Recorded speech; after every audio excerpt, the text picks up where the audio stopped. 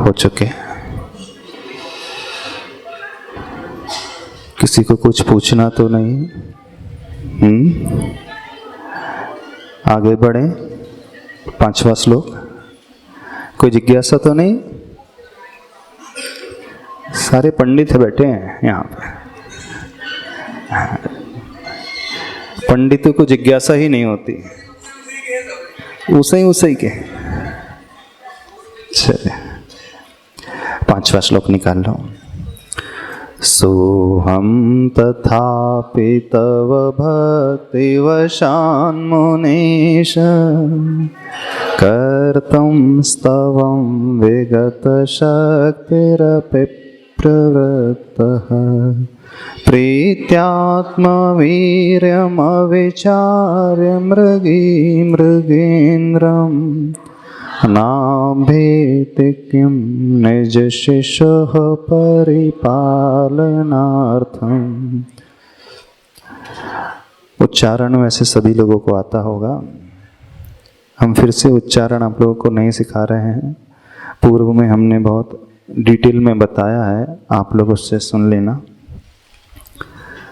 अब सीधे अर्थ की ओर चलते हैं। उच्चारण करते तो बन जाता है।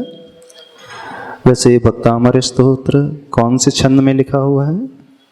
वसंत तिलका छंद में लिखा हुआ है।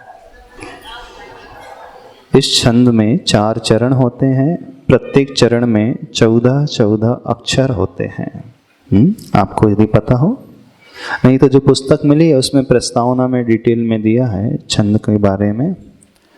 14 अक्षर प्रत्येक पंक्ति में होते हैं और इसकी लय बहुत आसान है। भिन्न भिन्न लयों से भक्तामर स्तोत्र का पाठ किया जाता है, पर एक नियम प्रमुख रूप से याद करने लायक है।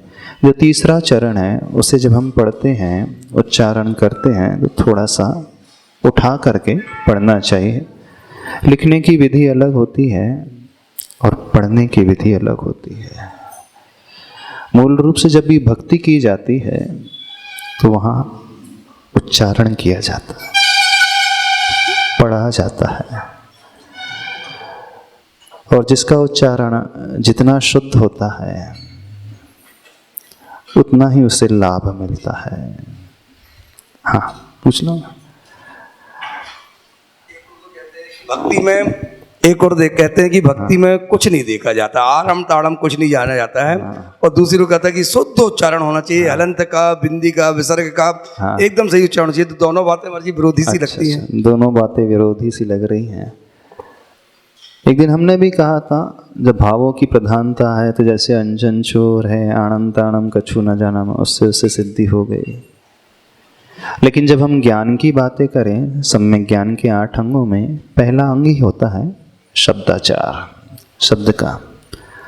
अब फिर जो दूसरा प्रश्न उठता है, जिन्हें पढ़ना नहीं आता है उन्हें भी सिद्धि हो जाती है, लाभ हो जाता है। तो फिर ये 2 विरोधी बातें क्यों कही जाती हैं? अब उसे ऐसे समझे, यदि आपके भीतर ज्ञान है, क्षयोपशम है, शक्ति है, आप अन्य विषयों को बहुत अच्छे से पढ़ सकते हैं। इसका अर्थ है आपकी बुद्धि तीक्ष्ण है। तो जब अन्य विषयों में आप अपनी बुद्धि का पूरा प्रयोग करते हैं और इसे इग्नोर करके चलोगे, ऐसी छोड़ दोगे, तो ये आपका बहुमान नहीं माना जाएगा, कमी माना जाएगा। यह नियम उसके लिए लागू नहीं होता है जिसकी बुद्धि ही नहीं है, अन्य किसी भी विषय में वो प्रवीण नहीं है, अन्य विषय उसे कुछ आते ही नहीं है। उसके लिए क्या हिंदी, क्या संस्कृत, क्या गणित, क्या विज्ञान, क्या भूगोल, क्या इतिहास, क्या कंप्यूटर साइंस, उसका दिमाग कहीं चलता ही नहीं।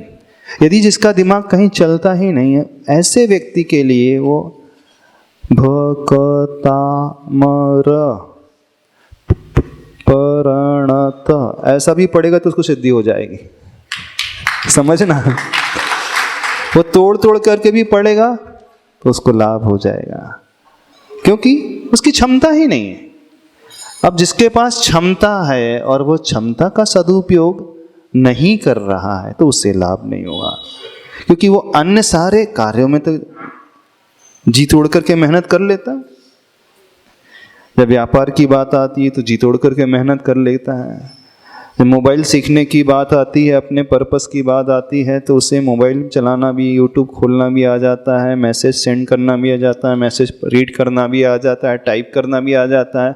जो इंग्लिश कभी पढ़ा नहीं है वो भी टाइप कर लेता है। इसका मतलब है उसका उपादान बहुत मजबूत है, शक्ति बहुत है।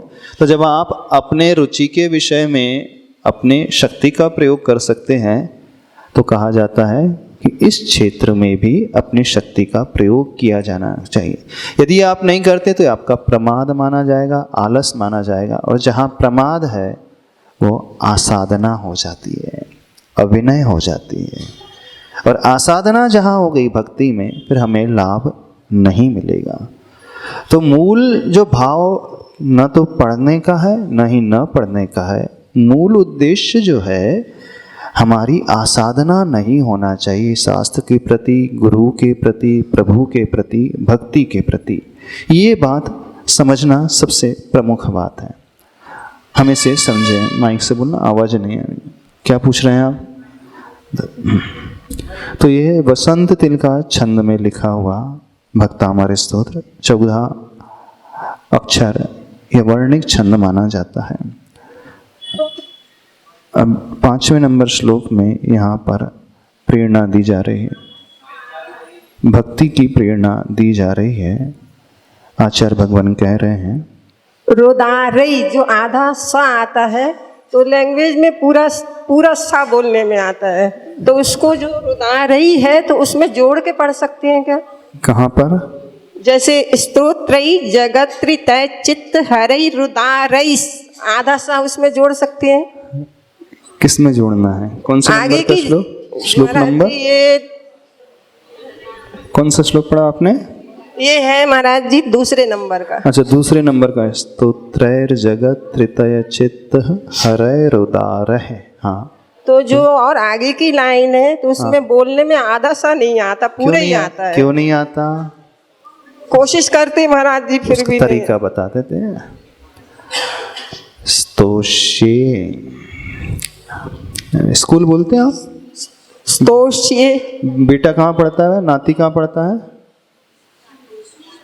स्कूल में पढ़ता है? स्कूल में पढ़ता है? स्कूल में पढ़ता है। क्या कहा हमने?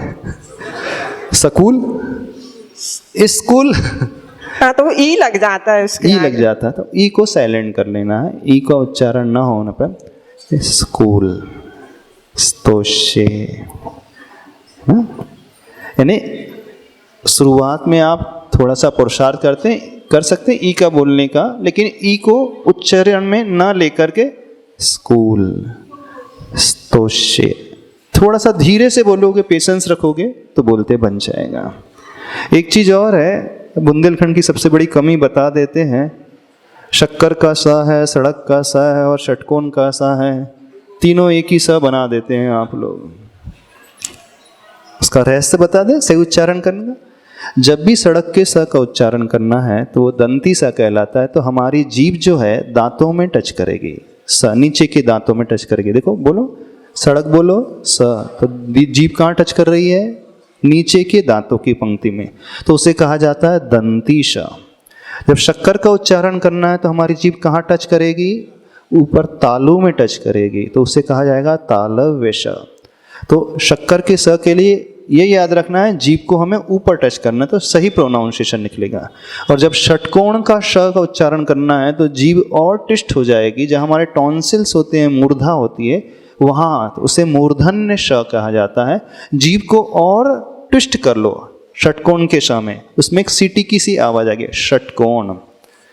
तो सड़क में जीभ नीचे दांतों में टच होगी, सड़क। शक्कर में ऊपर के तालव्य में टच होगी और षटकोण में और अंदर टच होगी। तो ये विधि होती है उच्चारण की, यानी कहाँ से उसका उच्चारण निकलता है। जब तक इसका ज्ञान नहीं होगा तो सही उच्चारण निकलेगा ही नहीं। तो यहाँ पर इसका ज्ञान है ही नहीं, शायद है यार।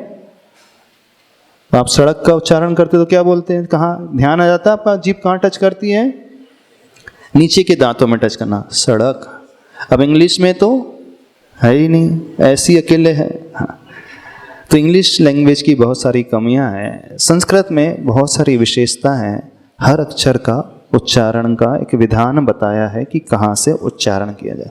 जब हम स्तोत्र पढ़ रहे हैं, भक्ति कर रहे हैं, तो हमें ये ज्ञान होना चाहिए वह संस्कृत का श्लोक हम कैसे उच्चारण करें, और उसके पहले ये ज्ञान होना चाहिए कि वो अक्षर कैसे निर्मित होता है। ये बेसिक ज्ञान है। स्कूल में तो पढ़ा होगा आप लोगों ने, प्राइमरी में पढ़ा होगा, नहीं पढ़ा? सब सरकारी स्कूल में पढ़े हैं, वहाँ नहीं पढ़ाया गया? पढ़ाया गया, पढ़ा है ना? हाँ, चले अब यह शब्दाचार लाना सीखें। सोहम तथापि तव भक्ति वशात मुनीश। मुनीश किसके लिए कहा गया है? भगवान के लिए, जो मुनियों के ईश होते हैं, स्वामी हैं, तीर्थंकर प्रभु जो हैं आदिनाथ भगवान, उनके समौ शरण में लाखों की संख्या में मुनि महाराज रहते हैं। कर्तुम स्तवम विगत शक्तिरपि प्रवृत्तः। अब इस श्लोक की सबसे बड़ी विशेषता है तव भक्ति वशात। अंडरलाइन कर लो, तो आपकी भक्ति सही होना शुरू हो जाएगी। क्या पकड़ना है श्लोक के रहस्य में? क्या पकड़ना है? तव भक्ति वशात। तव का अर्थ है आपकी, वशान लिखा है, वैसे वो वशात है। तव भक्ति वशात, आपकी भक्ति के वशीभूत होकर के, आपसे प्रभावित होकर के। आचार्य मानतुंग स्वामी जी कह रहे हैं, हे प्रभु मैं उद्यत हुआ हूँ। क्या करने के लिए? कर्तुम करने के लिए, स्तवम स्तव करने के लिए। कैसे? विगत शक्तिरपि, शक्ति से हीन होता हुआ भी मैं ऐसी प्रवृत्ति करने के लिए पुरुषार्थशील हुआ हूँ। उदाहरण क्या दिया है? प्रीति आत्म वीर्यम और विचार मृगी मृगेन्द्रम किम न अभ्येति निज शिशु परिपालनार्थम। जब जंगल में सिंह जो है हिरण के बच्चे को पकड़ लेता है, तो अपने बच्चे की रक्षा के लिए वो हिरणी शेर के सम्मुख क्या नहीं चले जाती है? चले जाती है। शेर बलशाली है, बड़ा है, हिंसक है, आक्रामक है, और हिरणी एकदम कोमल है, शक्ति से हीन है। हिरणी जानती है कि शेर के आगे मेरी शक्ति बिल्कुल भी नहीं है। यदि मैं शेर के सम्मुख जाऊंगी तो मैं बचूंगी ही नहीं। तुरंत शेर मुझ पर आक्रमण करके समाप्त कर देगा। फिर भी वो अपने बच्चे के मोह से ग्रसित होकर के, अपने बच्चे के प्रेम में पड़ कर के, वात्सल्य में पड़ कर के शेर के सामने चले जाती है कि नहीं? यहाँ पर ही उदाहरण दिया है। अब भक्ति कैसे होती है? जैसे वो हिरणी अपने बच्चे से, उस शावक से इतना प्रेम करती है, इतना प्रेम करती है कि उसे पता है कि मेरी मृत्यु निश्चित है, सिंह के सामने मैं नहीं बच पाऊंगी, फिर भी वह चली जाती है। यानी कि अपने बच्चे के लिए वो मरने को भी तैयार हो जाती है। उदाहरण, क्या आप अपने प्रभु के लिए मरने को तैयार हो जाओगे? जान देने के लिए तैयार हो जाओगे? ये तो कार्य हुआ। कारण क्या है इसके पीछे? क्यों वह हिरणी मरने को तैयार हो गई? तीव्र राग उस बच्चे से, तीव्र अनुराग उस छोटे से शावक से। मेन रीजन ये, यदि उसे राग ना हो अपने बच्चे से तो क्या वो चले जाएगी? यदि वह हिरण किसी दूसरे बच्चे को लेकर के चल रही है, मान लीजिए, और शेर आक्रमण कर दे, तो दूसरे बच्चे को बचाने के लिए वो शेर के सामने चले जाएगी? क्यों चले जाएगी? क्या वो बच्चा नहीं है, कोमल नहीं है, छोटा नहीं है, सुकुमार नहीं है? नहीं है, तो सब कुछ है। हो सकता है वो बच्चा उसके बच्चे से भी ज्यादा सुंदर हो, बहुत मुलायम कोमल हो। होते ना बच्चे बहुत सुंदर होते हैं, उनकी जो है स्किन होती है एकदम सॉफ्ट होती है, एकदम मुलायम होती है। अब दूसरे के बच्चे को बचाने के लिए वो नहीं जाती है, और अपना बच्चा हो तो चले जाती है। भक्ति करना सिखा रहे हैं आचार्य भगवान, आचार्य मानंतुंग स्वामी जी। सोहम तथापि तव भक्ति वशात, हे प्रभु आपकी भक्ति के वशीभूत होकर मैं भी वह चेष्टा कर रहा हूं जैसे वो हिरणी अपने बच्चे को बचाने के लिए चेष्टा करती है, मरने को भी तैयार हो जाती है। या आप लोगों की भक्ति अपने प्रभु के प्रति ऐसी है?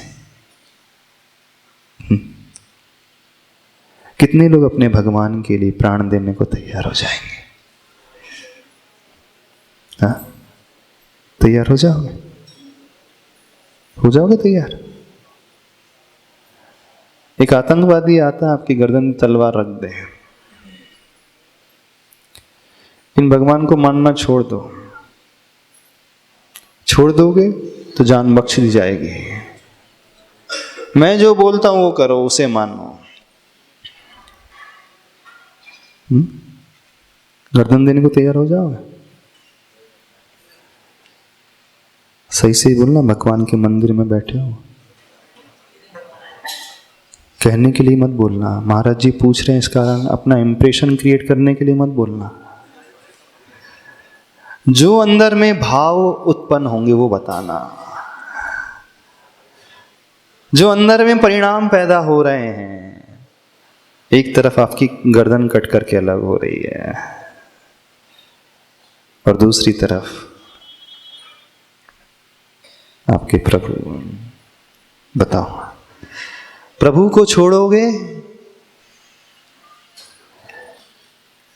कि अपनी गर्दन छोड़ोगे? छोड़ो, क्योंकि आप जो बोलोगे हम ये विश्वास कर रहे हैं सत्य बोलोगे।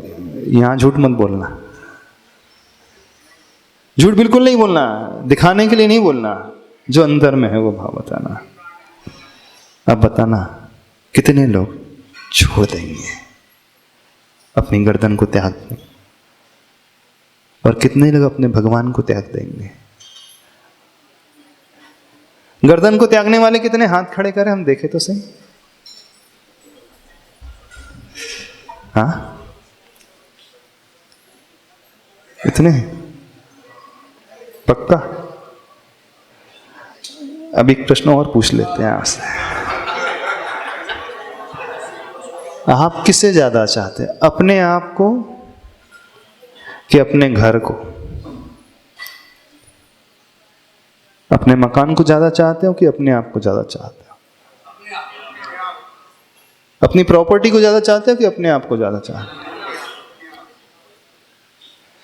तो आपने कहा कि प्रभु के लिए अपनी गर्दन त्यागने को तैयार हो, आवश्यकता पड़ी तो प्रभु के लिए अपना घर प्रॉपर्टी त्यागने को तैयार हो? मंदिर के नाम पे कर दोगे अपना दुकान, अपनी दुकान, अपना मकान? अब कितने लोग करेंगे मंदिर के नाम पे अपना मकान? कहाँ गए आकाश? फोटो लो सबकी, फोटो लो सभी। आप खड़े हाथ खड़े करना, हाँ सबकी फोटो लो भैया। देखो ये सारे के सारे लोग अपनी प्रॉपर्टी जो मंदिर के नाम पे करने को तैयार है, अभी हाथ खड़े कर रहे हैं। हाँ तैयार हो ना? हम देखना तो चाह रहे हैं सही सही में। नहीं सबकी फोटो, हाँ क्वेश्चन फोटो ले लो सबकी। मकान ज्यादा हो रहा है क्या? बिल्डिंग ज्यादा हो रही है? बिल्डिंग ज्यादा तो नहीं हो रही? अच्छा, कितने लोग प्रभु के लिए कलश ले लेंगे अब? नरेंद्र जी अब देख लेना। हाँ आप हाथ खड़े करो। हाँ बस, अभी तो 25 हाथ दिख रहे थे, अब एक ही हाथ आ गया।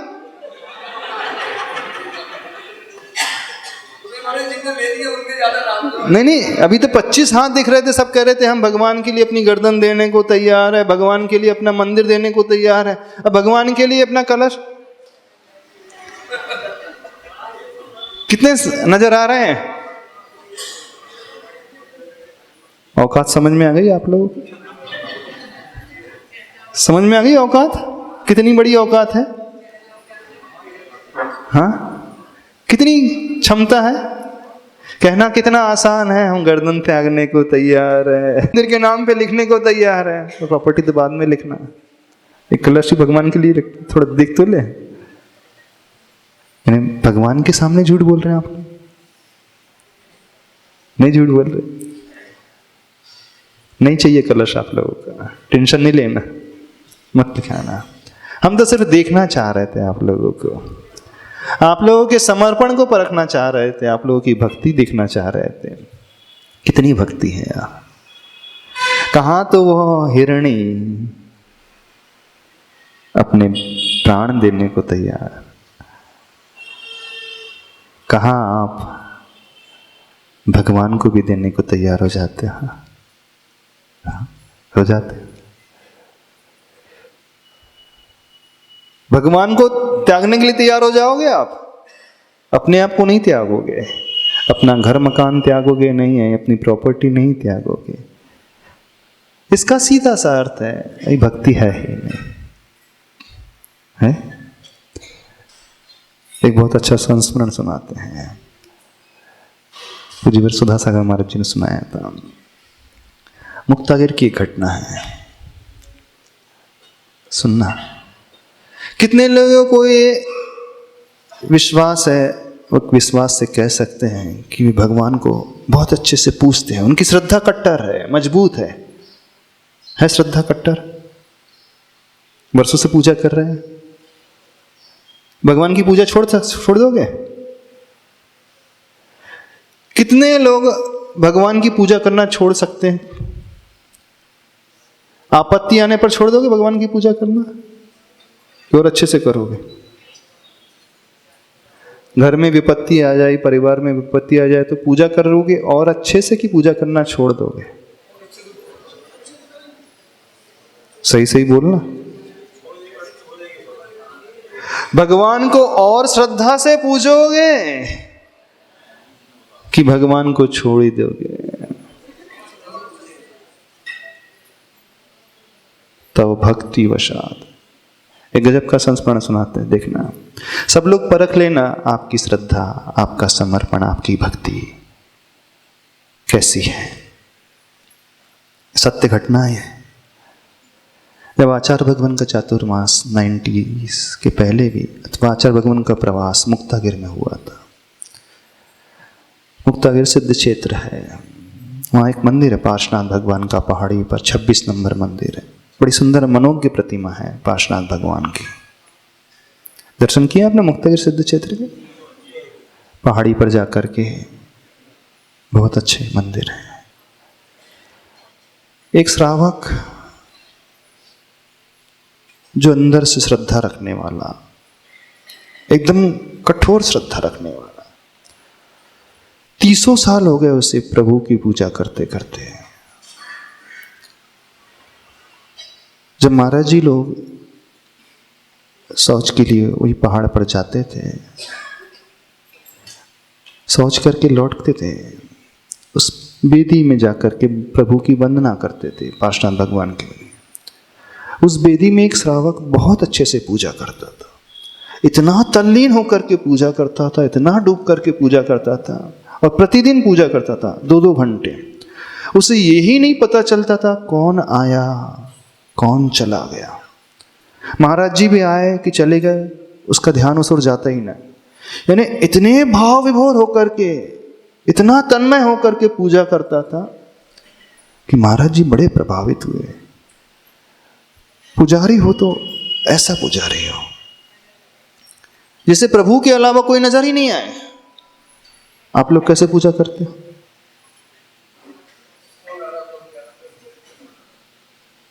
उदक जलम निर्वपामी, कौन है? स्वाहा। उधर वो चंदन वाले में चला गया वो जल। ऐसी हो जाती है पूजा ना। जन्म जरा मृत्यु विनाशनाय, समझ ही नहीं आ रहा कौन है वो, कौन है वो?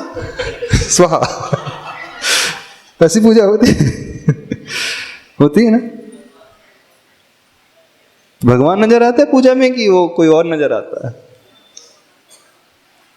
जब पूजा करते। अच्छा, पूजा करते समय कौन कौन दिख जाता है? आप लोग कितने लोग दिखते हैं? 1 2 4 6 8 10 सिंगल डिजिट में दिखते हैं कि डबल डिजिट में दिखते हैं? ये पूछ लेते हैं। 1 अंक प्रमाण लोग ही की ओर दृष्टि जाती कि 2 अंक प्रमाण? डबल डिजिट मतलब समझ में आ रहे? 10 12 15 लोगों को देखते रहते हैं कि 2 4 को ही देख पाते हैं आप लोग? कितने लोगों को देखते हैं पूजा करते समय? महिला वर्ग से पूछ रहे हैं? नहीं, वो बोलेंगे महाराज जी आप हम ही लोग को बोलते रहते हैं। चल हाँ, पुरुष वर्ग से पूछ लेते हैं। हाँ, पुरुष वर्ग से पूछ लेते हैं। जब आप पूजा कर रहे हो अष्टद्रव्य से, एक ही पूजा की बात करें, ज्यादा पूजा की बात नहीं कर रहे हैं, तो कितने बार आपकी दृष्टि चलायमान हो जाती है? अच्छा, यदि आधा घंटा आप पूजन कर रहे हो तो कितनी देर तक आप प्रभु को देखते हो, पूजा में ही लगे रहते हो? आधे घंटे में 28 मिनट तो लग जाते होंगे। गोपाल जी कितने? 25 मिनट, 15 मिनट। और किस किस का कितने? आधे घंटे में कितनी देर दृष्टि प्रभु की ओर पूजा में? 15 मिनट, 10 मिनट, 2-4 मिनट, 2-4। और जितने पूजा कर रहे हैं पीछे बैठ करके महिलाएं भी पूछ रहे थे, अभी भी चल रही होगी पूजा। हाँ, तो कितने बार प्रभु की ओर दृष्टि, कितनी देर तक पूजा में? आधा घंटे की पूजा में कितनी देर तक पूजा में ही भाव दृष्टि लगी रहती है? 1 minute, 10 minute, 20 minute, 25 minute, 28 minute, 2 minute, कुछ सेकंड्स। देखना, सब लोग अपने अपने भीतर झांक करके देखो कितनी देर लगती है। हार्डली 1-2 मिनट ही लगती होगी, उससे ज्यादा नहीं लगती। लेकिन वो श्रावक, ऐसा गजब का श्रावक, वो 2-2 घंटे तक लगातार पूजा, और ऐसी पूजा में तल्लीनता रहती उसकी। श्रावक तो छोड़ दो, मुनि महाराज भी दर्शन करने आ जाए तो सुर ध्यान नहीं जाता उसका। उसकी पूजा को देख करके सारा मुनि संघ बड़ा प्रभावित। पूजन हो तो इस प्रकार की पूजा, भक्ति हो तो इस प्रकार की। जो अर्घ बोल रहा है बड़े भावों से आंख बंद करके, बड़े हिलोरे लेकर के, बड़े अच्छे से करता। पूरे 3 महीने तक ये प्रक्रिया चलती रही। वैसे श्रावक लोग मुनि महाराज से प्रभावित हो जाते हैं, होते हैं, पर वहां उल्टा हो गया था। हाँ, वहां उल्टा हो गया था। मुनि राज जो है उस श्रावक की भक्ति से प्रभावित हो गए थे। होती भाई क्या बात है, यदि कोई ऐसा श्रावक मिल जाए तो वे भी प्रभावित हो जाते हैं। लेकिन लगभग 3 महीने के पश्चात वहां एक घटना घट जाती है। उस व्यक्ति के 2 बेटे थे, जुड़वा, 2 संतान थे, और वहां एक बहुत बड़ा फॉल है, वाटरफॉल है, झरना है। जब वो पूजा कर रहा था तो एक व्यक्ति आकर के समाचार देता है उसे, तुम्हारे 10-10 साल के 2 बेटे हैं, उस झरने के पानी में डूब करके मर गए। सत्य घटना है। क्या समाचार सुनने मिलता है उसे? जुड़वा बेटे थे, और दोनों के दोनों बेटे डूब करके मर जाते हैं। अब जैसे ही वो सुनता है, क्या रिएक्शन होना चाहिए बताओ? वैसे ये नहीं पूछते हैं आपसे कि आपके साथ घट जाए तो, किसी के साथ ना घटे। मान लो कुछ भी अनचाहा घट जाता है या इस प्रकार का किसी के साथ घट जाए, इंसिडेंस हो जाए, तो क्या रिएक्शन होंगे उसके व्यक्ति के? पूजा में लगा रहेगा, वैसे ही डूबा रहेगा? हाँ, वैसे ही डूबा रहेगा, छोड़ देगा पूजा? और क्या क्या करेगा वो? क्या कर सकता है व्यक्ति? जल्दी जल्दी पूजा करेगा, खत्म करेगा, कि बीच में छोड़ करके चला जाएगा? अधिकांश लोग कह रहे बीच में छोड़ करके चले जाएंगे। जो सत्य जो बात है तो वही है। अब वहां क्या घटा उसे ध्यान से सुनना। उसने जैसे ये सुना, आप क्या सोचते हैं वो क्या करेगा? क्योंकि बड़ा गजब का पुजारी था, पूरी पूजा करेगा कि नहीं करेगा? करेगा ना? क्यों नरेंद्र जी? ऐसा उत्कृष्ट क्वालिटी का पुजारी था, बीच में छोड़ देगा वो कि पूरी पूजा के बाद इस घटनाक्रम को सुनने के बाद जाएगा? क्या लगता है? पूरा करेगा। लेकिन ऐसा नहीं हुआ। अब जैसे ही उसने सुना, उसकी हालत खराब हो गई, तमतमा गया वो। सारे पूजा के बर्तन उठा करके उसने फेंक दिए।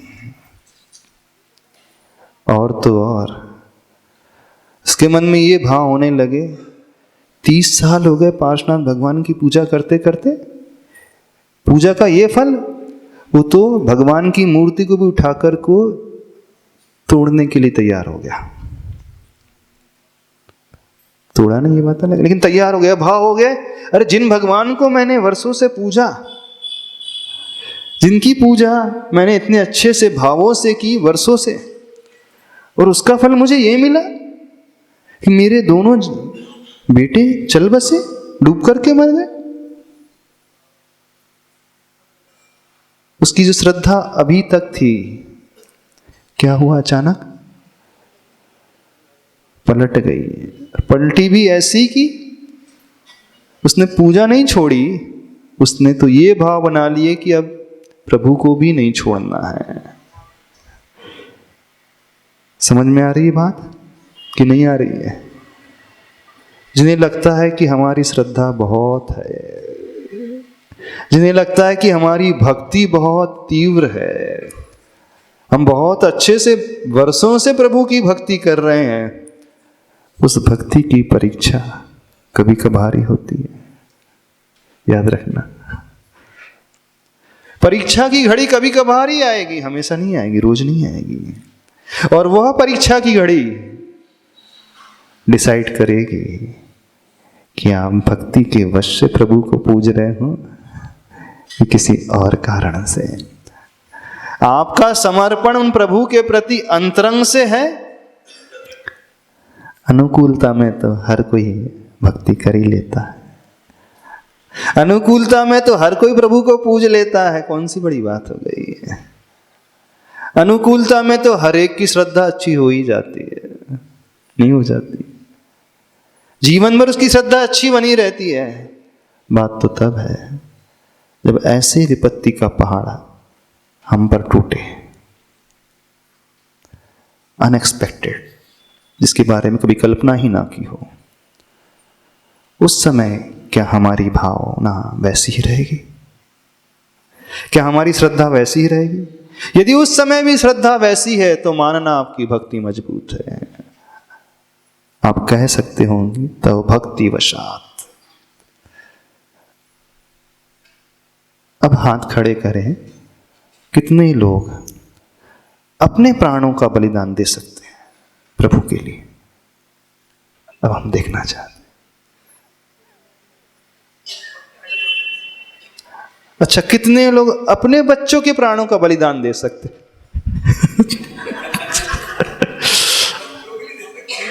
स्वयं की तो दे सकते हैं। बोले महाराज जी अब तो 60 तो निकल ही गया, थोड़ी सी तो बच्ची, तो क्या करता है, स्वयं का दे सकते। यदि कुछ ऐसा प्रतिकूल हमारे साथ घट जाए जिसके बारे में कभी सोचा ना हो, हमने तो यही माना ना भगवान की भक्ति से सब कुछ अच्छा अच्छा होता है, सब कुछ अच्छा अच्छा मिलता है, अच्छा फल मिलता है, भुक्ति मुक्ति प्रदानम, भोग उपभोग की सामग्री, मोक्ष की लक्ष्मी भी मिलती है, और हो उल्टा जा रहा है। भुक्ति मिल नहीं रही, भुक्ति जा रही है, भोग उपभोग की सामग्री घट रही है, नुकसान पे नुकसान लगा जा रहा है दुकान में। विगत 3 वर्षों से प्रॉफिट तो हो ही नहीं रहा है, घर की पूंजी समाप्त होते चले जा रही है। बेटी का डाइवोर्स हो गया है और बेटे की नौकरी नहीं लग रही है, तब भी भक्ति वैसी ही बनी रहेगी। अब पूछ रहे हैं थोड़ा सा, बोलो नरेंद्र जी, गोपाल जी, क्यों ऐसी बनी रहेगी? बढ़ जाएगी, घट जाएगी, छूट जाएगी। अधिकांश लोगों की भक्ति छूट जाती है, जैसे उस व्यक्ति की, उसकी भक्ति छूटी नहीं, उसकी तीव्रता कषाय की कहां तक पहुंच गई। जिस भगवान को मांगते हुए आया था, उस भगवान को भी छोड़ने के लिए नहीं, पूर्ण रूप से नष्ट करने के लिए तैयार हो गया वो। हम समझे हम कितने पानी में हैं। कहां तो बात अपने प्राणों के बलिदान की, और कहां तो प्राणों को लेने की बात आ गई। यानी व्यक्ति इस स्तर तक भी गिर सकता है, गिर सकता है कि कई लोग होते हैं जब उनके मन के अनुकूल नहीं होता है, सबसे पहले भगवान को छोड़ते हैं। वो सबसे पहले वो पूजा छोड़ते हैं, अभिषेक करना बंद करते हैं। अरे बहुत है, इतने साल हो गया शांति धारा करते करते, इतने साल हो गया अभिषेक करते करते, अच्छा हो ही नहीं रहा घर में, 20 साल हो गए मेरी गरीबी दूरी नहीं हो रही है। फिर वो इधर उधर चक्कर लगाने लगते हैं। इन भगवान में कोई दम नहीं है, अपन दूसरे को ट्राई करके देखते हैं। होता है कि नहीं ऐसा? हाँ, बोले अब इनमें कुछ दम नहीं बचा, ये विश्वास के योग्य नहीं है, अपन दूसरे को ट्राई करके देखते हैं। अब चलो वहाँ फलाने ने के बारे में बहुत प्रसिद्धि सुनी है, वहाँ चल के देखते हैं। हाँ, फलाना बाबा, फलाना देवी, फलाना थे, ये ढकाना, ये वहाँ चले जाते फिर। अरे एक व्यक्ति बीमार पड़ता तो न जाने किस किस के चक्कर आप लोग लगाने लगते हो। हाँ, कौन कौन से नारियल लेके आकर, कौन कौन से कपड़े में लपेट करके, कौन कौन से ताबीज, कौन कौन से झाड़ा फूकी, कौन कौन से मंत्र, क्या क्या नहीं कर जाता है व्यक्ति। बड़े से बड़ा, विद्वान से विद्वान व्यक्ति भी कर जाता है, धार्मिक से धार्मिक व्यक्ति भी कर जाता है। जो वर्षों से धर्म करते हुए आया था वो भी छोड़ देता है, अपने धर्म को छोड़ देता है। कि परीक्षा की घड़ी में आकर के सब फेल हो जाते हैं। इसका अर्थ श्रद्धा नहीं है। अभी भक्ति यानी वो श्रद्धा का परिणाम, आस्था का परिणाम, विश्वास का परिणाम। जिसकी दृढ़ श्रद्धा होगी वो डिगेगा नहीं, वो घबराएगा नहीं, कर्म का उदय मान करके इसे सहन करेगा। मेरे ही पूर्वोपार्जित पाप कर्म का उदय है, इस कारण मुझे ऐसा फल मिल रहा है। इसमें भगवान का दोष नहीं, भगवान की निष्क्रियता नहीं, भगवान सदोषी नहीं हो जाएंगे। दोषी तो मैं स्वयं था, मैंने पूर्व में ऐसे कठोर कर्म किए थे, पाप कर्म किए थे, उसका फल मिल रहा है। इसमें भक्ति मेरी झूठी नहीं कहलाएगी। जिसकी दृढ़ आस्था, दृढ़ श्रद्धा होगी, वही व्यक्ति सही भक्ति कर सकता है। बिना श्रद्धा के भक्ति होती ही नहीं। वो हिरणी चलेगी सिंह के सामने, अब जाओगे आप भगवान को बचाने के लिए अपनी गर्दन देने को तैयार हो जाओगे? अब तो सोचना पड़ेगा महाराज जी। अब हाथ खड़े करें, और जो हाथ खड़े करेगा उसकी परीक्षा होगी अवश्य। अब हम पूछ रहे हैं, जो भी हाथ खड़े करेगा कि नहीं मैं गर्दन देने को तैयार हूँ, प्रभु के लिए अपने आप को अर्पण करने के लिए तैयार हूँ, प्राणों का बलिदान देने के लिए तैयार हूँ, हम कह रहे उसकी परीक्षा भी होगी। अब हाथ देखना चाहते कौन हाथ खड़े कर रहा है? सोच करके हाथ खड़े करना, कुछ भी नौबत आ सकती है आपके साथ। सोच करके हाथ खड़े करना, कुछ भी परिस्थिति निर्मित हो सकती है, विपरीत से विपरीत हो सकती है, क्योंकि जो हाथ खड़े करेगा, जो नियम लेगा उसकी परीक्षा भी होगी। इस बात को याद रखना, जो नियम नहीं लेगा उसकी परीक्षा नहीं होगी। जो स्कूल जाएगा उसी को परीक्षा देना पड़ेगा, जो स्कूल ही नहीं जाएगा उसकी क्या परीक्षा होगी उसे तो। और जो स्कूल नहीं जाएगा तो वैसे ही पहले से फेल है। जो स्कूल जाएगा, पढ़ाई करेगा, उसकी परीक्षा भी होगी। परीक्षा के समय वो पास भी हो सकता है, फेल भी हो सकता है हिम्मत? सोच करके हाथ खड़े करना, माइक से बोलना, परीक्षा होगी, तैयार है ना फेस करने के लिए, तैयार है ना प्रतिकूलता का सामना करने के लिए। डरा नहीं रहे हैं, बिल्कुल डरा नहीं रहे हैं। अच्छों की परीक्षा हुई है, सुकुमार मुनिराज की परीक्षा, सुकौशल मुनिराज की परीक्षा, रामचंद्र जी की परीक्षा, सीता की परीक्षा, अच्छों की परीक्षा हुई है। होगी परीक्षा, होगी, प्रतिकूलता आएगी जीवन में। यदि हम इतनी दृढ़ता रख रहे हैं, मान रहे हैं कि हाँ हमारे भीतर इतनी दृढ़ता है, श्रद्धा है, तो परीक्षा भी होगी। और यदि पास हो गए तो बेड़ा पार हो जाएगा, देख लेना, निश्चित रूप से मानना, बेड़ा पार हो जाएगा। ऊपर उठ जाओगे, नहीं है तो नीचे गिर जाओगे। अब कितने लोग भगवान को मानते हैं? कितने लोग भक्तामर स्तुति का पाठ करते हैं, स्तोत्र का पाठ करते हैं भक्ति के वशीभूत होकर?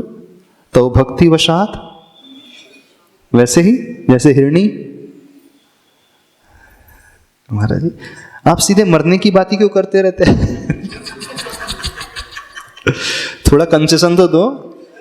हमारी कांटा लग जाएगा उतना तो हम फेस करने के लिए तैयार है, पत्थर लग जाए उतना तो फेस करने के लिए, थोड़ा बहुत एक्सीडेंट हो जाए, फ्रैक्चर हो जाए उतना तो तैयार है, आप सीधे मरने की बात कर रहे हैं यार। कई लोगों के मन में ये प्रश्न आ भी रहा होगा, हाँ, क्योंकि हम एकदम एक्सट्रीम कंडीशन आप लोगों के सामने रख रहे हैं, एकदम एक्सट्रीम कंडीशन, इस पार या उस पार। हम तो पूरा मकान ही लिखवा रहे हैं। हाँ, दुकान भी नहीं है, दुकान ही लिख रहा है हमारा। रोड पे आ जाए। अरे जिसको भगवान पे विश्वास होगा, जो मानता होगा कि मेरे भगवान करुणावान है, आप लिख करके देखो, एक नहीं दो मकान तुरंत तैयार हो जाएंगे। आप लिख करके नहीं, भाव तो कर करके देखो, दूसरा मकान अपने आप भगवान रेडी लेकर के हथेली में तैयार, ले तूने मेरे लिए भाव किया, तेरे लिए एक्स्ट्रा गिफ्ट। बिल्कुल मैंने, आप भाव करके देखो तो सही, एक बार ऐसी भावना जगा करके देखो तो सही, ऐसा समर्पण ला करके देखो तो सही। अच्छा, अब सब तैयार हो जाएंगे? अब जब दो मिल रहे हैं तब सब तैयार हो जाएंगे। लोभ आ गया, इसका मतलब समर्पण थोड़ी है। हम कहते हैं क्वेश्चन मार्क, उससे दो मिलेंगे जो एकदम अंतरंग से समर्पण होगा, नहीं है तो उसका कोई चला भी जाएगा। अब फिर क्वेश्चन मार्क लगे, महाराज जी जा भी सकता है क्या? फिर तो अब समझना पड़ेगा, विचार करना पड़ेगा, लिखूं कि नहीं लिखूं। नहीं हुआ तो समर्पण पूरा 100% तो चला गया, घर की पूंजी और चली गई। क्यों विश्वास नहीं करते अपने प्रभु पर? क्यों श्रद्धा नहीं है अपने प्रभु पे? श्रद्धा लाना सीखो ना। अरे जो किसी को चोट नहीं पहुंचाते, एक इंद्रिय जीवों की भी वो रक्षा करते हैं, आपके प्राणों को ले लेंगे क्या? क्योंकि धन आपका प्राण माना जाता है, वो आपके प्राणों का हरण थोड़ी करेंगे। यदि आपके धन रूपी प्राण चले गए तो हार्ट फैलते वैसे हो जाएगा, वो तो हिंसा के दोषी हो जाएंगे। फिर तो वे तो अहिंसा के पुजारी हैं, अहिंसा का उपदेश देने वाले हैं, अहिंसा को पालने वाले हैं। वो कैसे हिंसा कर सकते हैं? किसी के दुख दिल को कैसे दुखा सकते हैं? कैसे पीड़ा पहुंचा सकते हैं? इतना भी विश्वास नहीं है अपने प्रभु पर। जिसे विश्वास नहीं होता वही क्वेश्चन मार्क उठाता है, प्रश्न चिन्ह उठाता है। क्या पता मैं मकान लिखूंगा मिलेगा कि नहीं, क्या पता मैं कलश लूंगा उतना आएगा भी कि नहीं, क्या पता बोली ले लूंगा, महाराज जी लोग तो बोलते हैं डबल हो जाएगा, ट्रिपल हो जाएगा, मिलेगा भी कि डबल होकर के मिलेगा भी कि नहीं। वही क्वेश्चन मार्क उठाता है, संदेह हो जाता है उससे। और जिसकी दृढ़ आस्था है उससे प्रश्न नहीं उठेगा। समर्पण करना सीखो, भक्ति करना सीखो। ये पढ़ने का नाम भक्ति नहीं होता है। भक्तामर का पाठ तो रोज करते हैं, हर एक करके कई लोग सुनते भी होंगे, ईयरफोन लगा करके मोबाइल चालू हो गया, चल रहा है, आपके सारे काम भी चल रहे हैं, भक्तामर भी चल रहा है ना। अभी भक्ति कैसी चल रही है? वैसे जब हमने घोषणा की थी हम भक्तामर स्तोत्र पढ़ाएंगे, तो कई लोगों का ये रिएक्शन था, महाराज भक्तामर तो खूब पढ़ चुके हैं और हम तो रोज पढ़ते ही हैं, क्या पढ़ाओगे आप? कई लोगों के मन में शंकाएं उठ रही थी ना। आप लोग कैसा पढ़ते थे भक्तामर? हम थोड़ा जान तो ले आपके तरीके को। हाँ, कैसी भक्ति करते आए हो आदिनाथ भगवान की, पार्श्वनाथ प्रभु की, पाठ वाली, उसी का नाम भक्ति। इस कारण कल्याण नहीं हुआ आज तक। क्यों कल्याण नहीं हुआ, क्यों लाभ नहीं हुआ भक्ति का?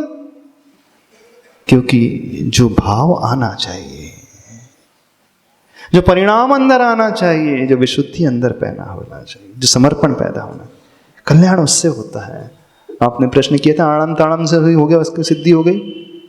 आप ये भाव तो लेकर के आओ, फिर सो हम भी बोलोगे तो सिद्धि हो जाएगी। सो हम तथापि पूरा भी नहीं बोलोगे ना श्लोक, सो हम भी बोलोगे, इस श्लोक का पूरा लाभ, इस श्लोक का छोड़े पूरे भक्तामर का लाभ प्राप्त हो जाएगा आपको। पर कंडीशन इतनी ही है कि मरने के लिए तैयार होना पड़ेगा। यदि आप मरने को तैयार हो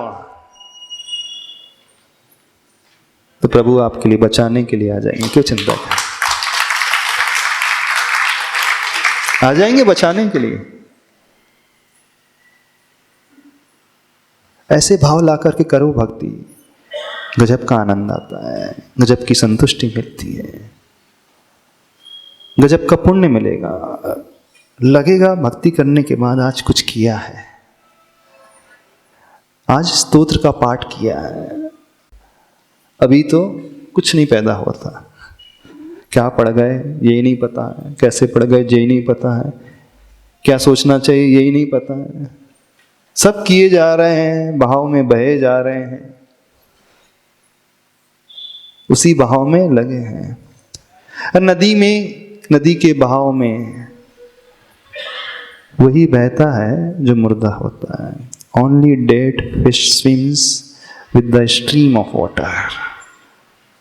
मरी हुई मछली ही जो है नदी के प्रवाह में बहती है, जो जिंदा मछली होती है उसकी विपरीत दिशा में तैरती है। मानना इस बात को। जो मरी हुई मछली होती है ना, जहां नदी का प्रवाह होता है उसी के साथ बहती चली जाती है, और जो जीवित मछली होती है वो अगेंस्ट द फ्लो, उसके विपरीत बहती है। प्रवाह इस ओर है लेकिन उसकी गति उस ओर रहेगी। अधिकांश लोग बहाव में बह रहे हैं।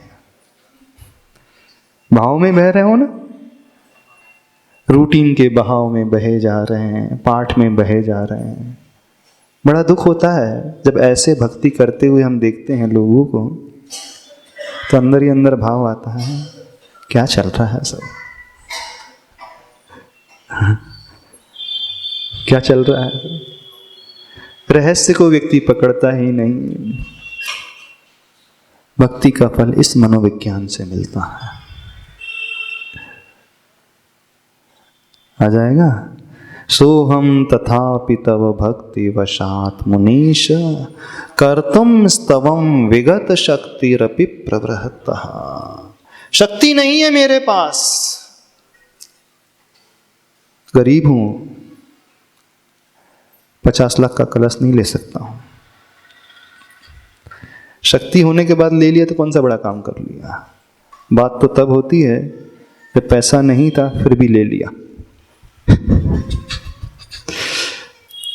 बात तो तब थी, समर्पण तो तब था कि जब क्षमता नहीं थी फिर भी उससे बढ़ करके ले लिया। तो हम आपसे एक बात पूछते हैं, कितने लोगों के पास गाड़ियां हैं, 4 व्हीलर होगी, क्षमता के अनुसार ले लिए, इंस्टॉलमेंट भी ले लिए ना, EMI में भी ली होगी ना, 5 साल की EMI बन जाती होगी। क्या कभी ये भाव भी आया कि इस बार ऐसा दान देंगे, क्षमता भले ही 2 लाख की है पर इस बार 10 लाख देंगे, मंथली इंस्टॉलमेंट में पे करेंगे। भाव की बात कर रहे हैं। संसार के हर कार्य के लिए क्षमता से बढ़कर के व्यक्ति कार्य करता है। मकान बनाने की क्षमता नहीं है, बैंक से लोन लेकर के मकान बना लेता है। दुकान में माल भरने की क्षमता नहीं है, क्रेडिट लिमिट बना करके ले लेता उधार में 5% ब्याज पे पैसा उठा करके। या कभी अंदर ये भाव आया कि इस बार 2% ब्याज पे पैसा उठा करके इस बार दान दूंगा? भाव की बात कर रहे हैं आप। गाड़ी है, सोना है, चांदी है, प्लॉट है, दुकान है, मकान है, फ्लैट है, सब किस्तों में खरीदते हो। किस्तों में खरीदते हो ना, कि उतनी क्षमता तो थी नहीं, फिर भी 50 लाख इन्वेस्ट कर दिया प्रॉपर्टी में, खेत खरीद ली, 2 एकड़ की जमीन खरीद ली। क्षमता नहीं थी, बोले खरीद लो फिर बाद में देख लेंगे। दान देते समय कभी ऐसा भाव आया? यानी संसार के कार्य, पाप के कार्य वहां वो क्षमता से बढ़ करके करता है, और धर्म के कार्य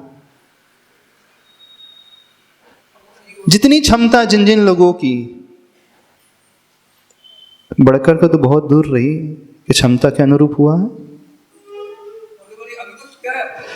हाँ, क्षमता के अनुरूप हुआ है कि क्षमता से बहुत कम हुआ है? हर एक व्यक्ति का क्षमता से कम हुआ होगा। कॉर्डलेस माइक से बोलना, माइक से दे दो उनको। हर एक व्यक्ति का देख लेना क्षमता से कम हुआ है। बस हम ये नहीं कह रहे कि आप गिरवी रख करके दान दो। नमस्ते महाराज जी। हाँ, ये दान के लिए तो बताया, क्षमता के लिए दान दे। हाँ, ये कीजिए तो लिखा है शक्ति नहीं। प्रमाण, शक्ति तस त्याग। हम दिलवा नहीं रहे, आपका चिंता नहीं करना। नहीं महाराज जी। हम उस भाव को पकड़ने की कोशिश कर रहे हैं। क्या कभी ऐसा भी भाव होता है कि यार नहीं, देखो, व्यापार के लिए तो कहीं लिखा नहीं है कितना करो कैसा करो। अच्छा, ये तो कोई चीज नहीं लिखी। हाँ हाँ, दान के लिए लिखा है जी। कीजिए शक्ति प्रमाण। तो हम तो बोल नहीं रहे आप क्षमता से बढ़कर क्या, हम तो भाव की परीक्षा कर रहे हैं। क्या मन में ऐसा भाव भी आता है? गाड़ी खरीदते समय भाव आ जाता है, मकान खरीदते समय भाव आ जाता है, दुकान लेते समय भाव आ जाता है, अन्य सारे सोना चांदी खरीदते समय आ जाता है। आई भाव नहीं आ जाता, कर भी लेते हो। कभी ये भी भाव लाया करो, काश मैं भी इससे बढ़ करके दूं। बस वो भाव आपके लिए कल्याणकारी हो जाएगा। हम ये कहना चाहते हैं, वो भाव आपको बहुत बड़ा आदमी बना देगा, करोड़पति बना देगा, अरबपति तक बना देगा। क्यों? क्योंकि उस भक्त ने वो भावना व्यक्त की है जो उसकी क्षमता नहीं थी, क्षमता से बढ़ करके की है। यानी उसका समर्पण तो देखो प्रभु के प्रति, उसकी भक्ति तो देखो, उसकी श्रद्धा तो देखो प्रभु के प्रति, कि अपनी क्षमता का भी उल्लंघन कर दिया। हिरणी ने अपनी क्षमता का उल्लंघन किया है। देखना यहां पर श्लोक में, क्षमता नहीं थी शेर से लड़ने की। कितनी क्षमता थी उसकी शेर के सामने? एक पंजा मारता तो तुरंत उसका मरण। क्षमता तो 1% भी नहीं थी, और उसने 1% से बढ़ करके 100% तक का कार्य कर दिया। ये कहलाता है समर्पण, ये कहलाती है भक्ति। सोहम तथापि तव भक्ति वशात मुनीश कर्तुम स्तवम विगत शक्तिरपि प्रवृत्ता। आचार्य मानतुम स्वामी जी कह रहे हैं, प्रभु मेरी क्षमता नहीं है आपकी भक्ति करने की, मेरी शक्ति नहीं है आपके प्रति उन भावों को अभिव्यक्त करने की, लेकिन फिर भी मैं कर रहा हूं। क्यों? क्योंकि आपकी भक्ति मुझे प्रेरित कर रही है, आपकी भक्ति मुझे प्रेरणा दे रही, नहीं कर जाओ। तो ऐसा भाव अपने भीतर लाना सीखो प्रभु को देख करके। नहीं, आज बहुत भाव हो रहे हैं, आपकी भक्ति प्रभु बहुत प्रेरित कर रही है, तब समझना आप प्रभु से लगाव रखते हैं, प्रभु से जुड़ाव रखते हैं, प्रभु के लिए कुछ भी करने को तैयार हो जाओगे। अभी हाथ खड़ा करना बहुत आसान है, हम मरने के लिए तैयार है, प्राण देने के लिए तैयार है। खूब न लोगों ने कर दिया था। तो हमने पूछा तो आप सबके धीरे धीरे गैस से हवा, वो गुब्बारे से हवा जैसे निकल जाती है ना, वो गुब्बारे से हवा ही निकल गई, वो जो ऊपर जा रहा था तुरंत नीचे आ गया। हवा ही गायब हो गई सबकी, इतने से में हवा निकल गई। क्या करोगे?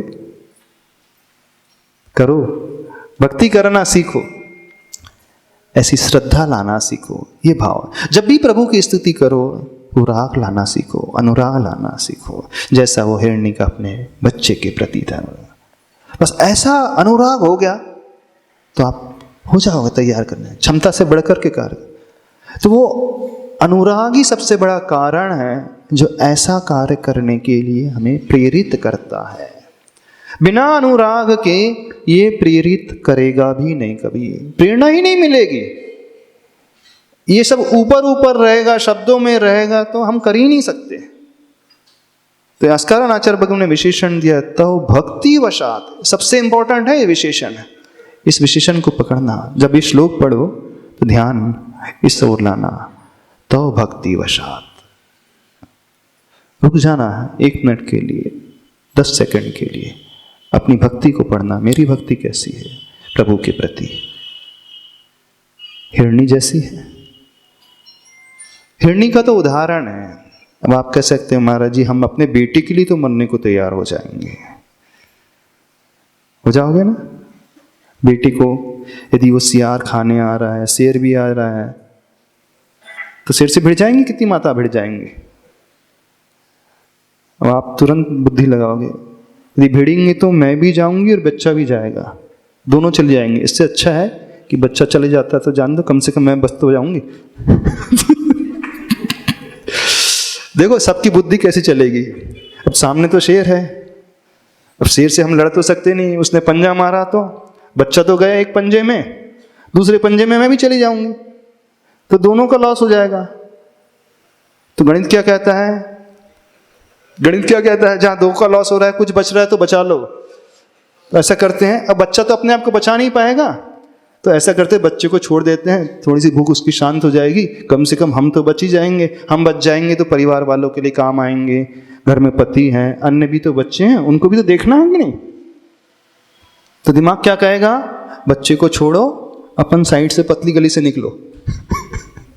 ये करोगे कि नहीं? देखना अधिकांश लोग क्या करेंगे, दिमाग लगाएंगे ना अपना, ऐसे ही करेंगे। ये है बुद्धि का चमत्कार। हाँ माइक, क्या पूछना चाह रहे हैं? हाँ हाँ हाँ समय आप कर। हाँ हाँ बोलो बोलो।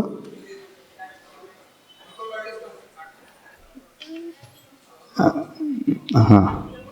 हाँ हम ये बोल रहे थे कि हमारे किसी विशेष क्षेत्र के प्रति, किसी विशेष गुरु के प्रति और किसी विशेष भगवान के प्रति अलग ही भक्ति होती है, लेकिन बाकी में वो भक्ति हमें भाव नहीं आते हैं। हाँ तो ये नहीं, ये तो एक होते हैं इष्ट प्रभु, एक होते हैं आराध्य प्रभु।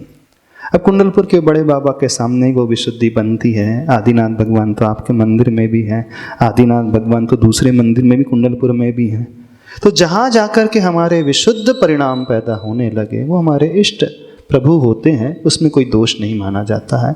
बहुत अच्छा प्रश्न है, इस विषय को अपन कल रख लेंगे। बहुत गहरा प्रश्न है और अधिकांश लोगों के मन में ये विकल्प उठता है, इसको कल कर लेंगे। तो आज इतना ही रखते हैं। इस श्लोक का भाव समझ में आ गया कि नहीं? अब शब्दार्थ पूरा नहीं बता रहे हैं, बस भाव ये है कि अपनी भक्ति में वह प्रभु के प्रति समर्पण व श्रद्धा लाए। यह उठे कि तव भक्ति वशात, बस हे प्रभु जब मैं आपको देखता हूँ तो मेरी भक्ति की तरंग जो है ऊपर उठने लगती है। हाँ महाराज श्री, एक जगह तो आप बोल रहे हैं कि तो व्यक्ति को सामर्थ्य के अधिक करना चाहिए। अभी तो हम भाव की बात कर रहे हैं। भाव तो लाओ जी, शक्ति से भी बढ़कर के भाव लाओ। जैसे संसार में पापों के प्रति लाते, वो लेकर के तो आओ, वो भाव आपको सामर्थ्य से शहीद बना देगा। लेकिन महाराज श्री, हर कार्य केवल भाव से भी तो नहीं होते, प्रैक्टिकल में भी तो कुछ आज होते हैं। भाव लाओगे तो कल काम भी करने लगोगे, वैसा हम बोल रहे हैं। बोले देवादिदेव श्री आदिनाथ भगवान